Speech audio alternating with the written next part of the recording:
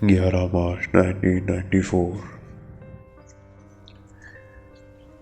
ये कहानी एक ऐसी फैमिली की कहानी है और एक ऐसी औरत की कहानी है जिसका नाम शार्लेट पॉलिस थी। एक जवान औरत, एक माँ, जो एक सुबह बिना किसी निशान के जिंदगी से गायब हो गई।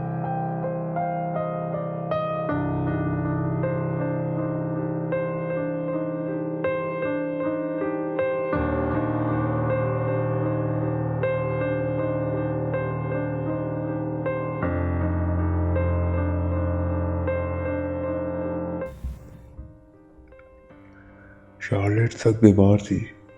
काम का बुखार, तेज एयर, कालों का इन्फेक्शन। शाम को उसके शौहर पॉलिस, जिसका नाम था, उसे हॉस्पिटल लेकर गया।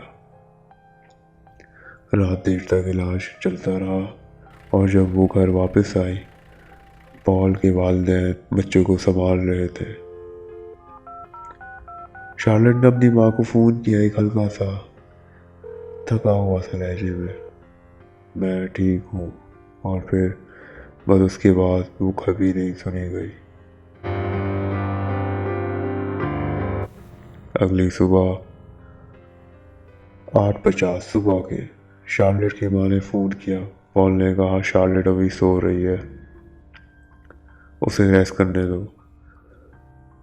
पॉल का कहने के मुताबिक कुछ देर बाद शार्लेट उठ गई और फिर भी उसने सिर्फ कहा कि वो बेहतर महसूस नहीं कर रही। पॉल दो बच्चों के साथ लेकर एरेंट्स पर निकल गया। उसका कहना था कि वो फार्मेसी, लॉन्ड्री, स्क्रैप यार्ड और फिर फास्ट फूड लेने गया है और फिर बस यूं ही हाउसेस देखने, मतलब घर भी देख रहा था वो। आस आस पास के और भी काम थे, वो सब निपटा के आ रहा था। लेकिन मसला क्या था? मसला ये है कि लोगों की आंखें झूठ नहीं बोलती। लोगों ने उस दिन पॉल को अकेला घूमते देखा। बच्चे गाड़ी में थे ही नहीं।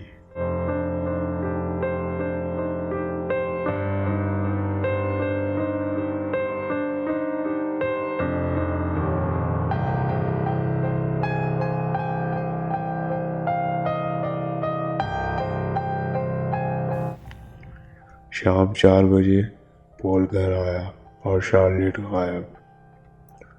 पर्स घर में था, विंटर कोट भी, और वो सिर्फ नाइट गाउन में थी।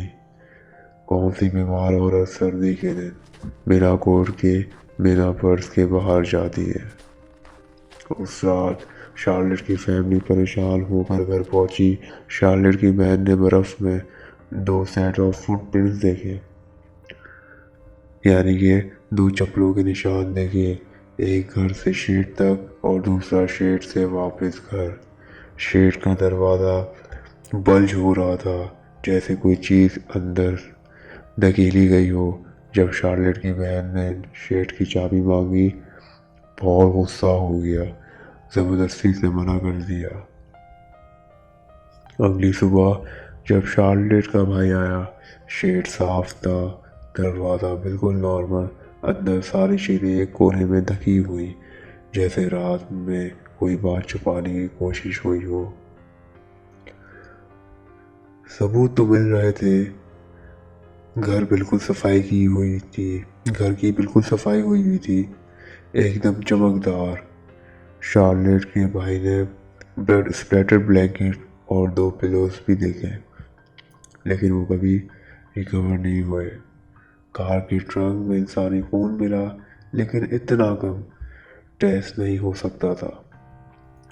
पॉल पॉलीग्राफ देने नहीं आया, बल्कि 3 महीने गायब हो गया। वापस आया तो कहने लगा मुझे मेंटल स्ट्रेस था। और फिर उसने नई ज़िंदगी शुरू की, नई शादी की, नए शहर में शिफ्ट हुआ, और फिर वही जो होता है, ड्रग्स, अरेस्ट, बस एक पूरी लिस्ट चलती गई। और शार्लेट, ना उसकी बॉडी मिली, ना उसका कोई निशान।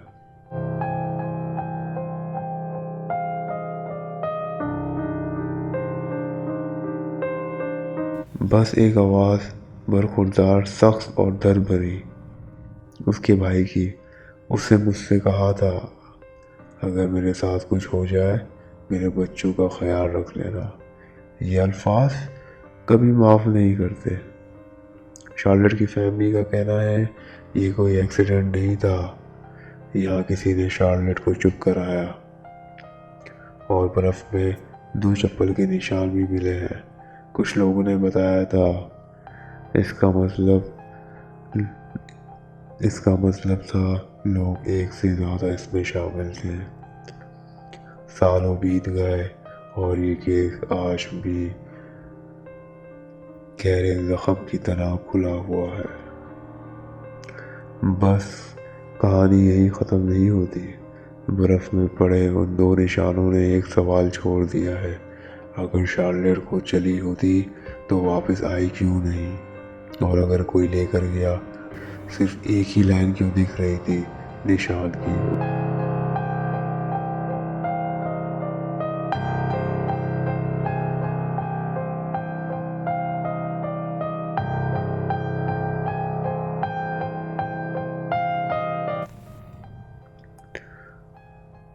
पॉल के लफ्ज़ बदलते रहे, उसकी कहानी बदलती रही, पर एक चीज़ कभी नहीं बदली, वो रात जिसमें बर्फ़ ने सच को छुपाया भी और दिखाया भी।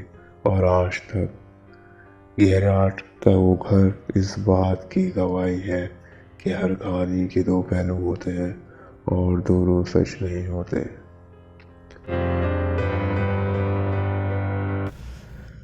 अस्सलाम वालेकुम, मेरा नाम है काकड़ और आप देख रहे हैं काकड़ मिस्ट्री टेल्स। ये जो वाक़या है जो आप लोगों ने सुना, ये एक ऐसी फैमिली का है और एक ऐसे अनसॉल्व मिस्ट्री है जो आज तक सॉल्व ही नहीं हो सकी।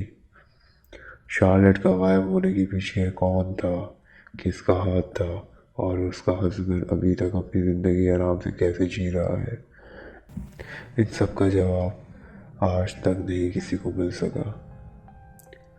अगर आपको इस केस के हवाले से कुछ भी पता है तो कमेंट करें, और वाक़या अगर पसंद आया तो वीडियो को लाइक करें और चैनल को सब्सक्राइब करें। मिलता हूँ एक अगले नए वाक़ये के साथ, तब तक के लिए काकड़ को दीजिए इजाज़त।